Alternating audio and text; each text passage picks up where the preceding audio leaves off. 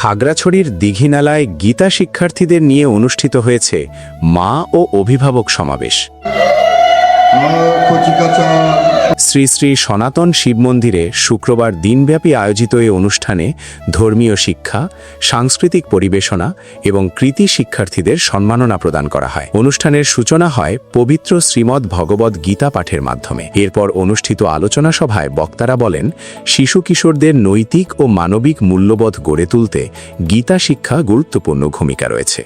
তারা ধর্মীয় শিক্ষার পাশাপাশি সামাজিক সম্প্রীতি, শৃঙ্খলা ও মানবিক চেতনা বিকাশে অভিভাবকদের আরও সচেতন হওয়ার আহ্বান জানান। কিছুদিন আগে মানিকচুরিতে একটা প্রোগ্রাম করেছি, খাগড়াছড়িতে একটা প্রোগ্রাম করেছি, তাও গীতা শিক্ষা কমিটি নিয়ে। কিন্তু সবচেয়ে পারফরমেন্স করেছে, এটা থেকে আমরা সত্যি আনন্দিত এবং আপ্লুত। আমি চিন্তাও করতে পারবো না যে জেলায় থেকে অনেক শিক্ষার্থী আছে, তাদের জড়তা আছে, কিন্তু আমাদের সন্তানদের সেই জড়তাটা চলে গেছে। কারণটা হচ্ছে প্রতি বৃহস্পতিবার মনে হয় আমাদের এই শিক্ষার্থীগুলো এখানে যে গীতা পাঠ করতে আসে, ওইটাই আমাদের ভালো দিক। আমি আপনাদের কাছ থেকে আশা করব প্রতি বৃহস্পতিবার তাদেরকে এখানে পাঠান। হ্যাঁ, আপনারা আসার চেষ্টা করেন, তাদেরকে পাঠান, তাহলে কি তাদের জড়তাটা কমে যাচ্ছে এবং তারা যেখানে সেখানে গিয়ে একটা ভালোভাবে উপস্থাপন করতে পারবে আশা করি।